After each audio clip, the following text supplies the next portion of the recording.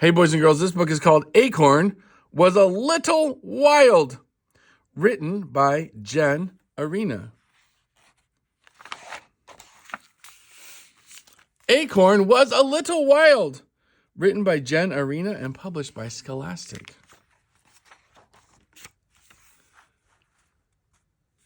Acorn was a wild little thing, pointy on one end and capped on the other. He was the first of his generation to jump off the tree. "Don't do that," said Oak. "Squirrels will get you." "I don't care about squirrels," said Acorn. "I just want to roll." And roll he did. He liked the feel of the sun on his face and the wind against his cap, and he even took to taunting the squirrels. "Na, na, na, na, na." But sure enough, just as Oak had warned, a squirrel got him. She scooped Acorn into her paws and scrambled up a tree.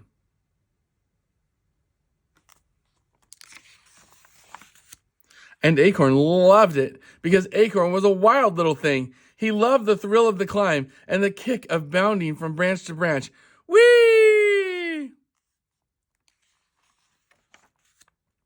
Then the squirrel took a nibble of Acorn. Acorn did not love that. "Whoa, whoa, whoa, wait a minute there, buddy." And before Squirrel could nibble more, a dog came along. And the dog and the squirrel barked back and forth until the squirrel forgot about Acorn and dropped him.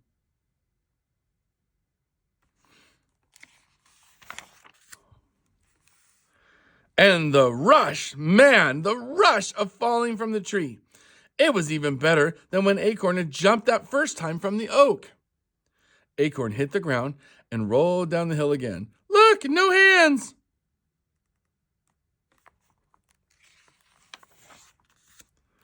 He sat in the grass for days and days, and the rain came and pounded on his shell like a good Swedish massage.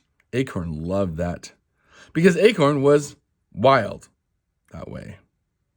"Ooh, a bit to the right, please."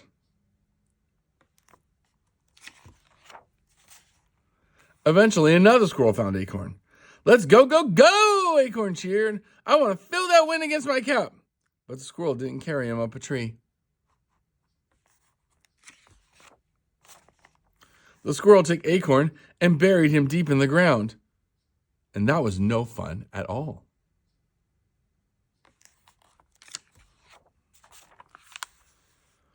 But after a while, Acorn noticed cool things going on down there.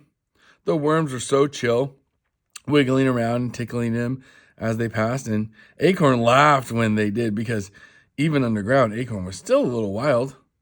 Acorn had a lot of time to think in the dark, and he felt as if he was changing. He didn't quite understand because he'd been the same wild little Acorn for so long, but changing was an adventure, so Acorn was all in. After a while, Acorn found himself stretching and stretching and pushing hard. And then he felt the sun for the first time in ages. Acorn had grown out of his cap and popped right up through the ground. And it was so cool.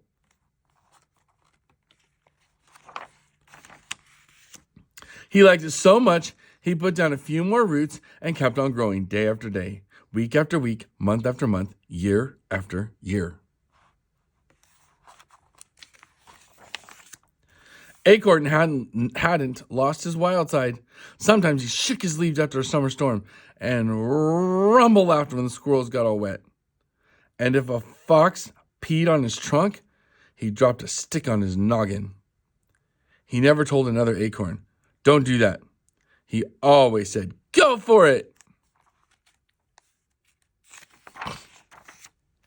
And when the sun was low and the moon was high and the owls hooted in the night, he called all his friends together, and he loved every minute because Acorn was an oak. But still a little wild inside.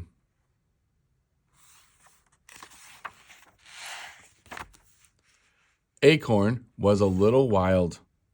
I hope you love that book.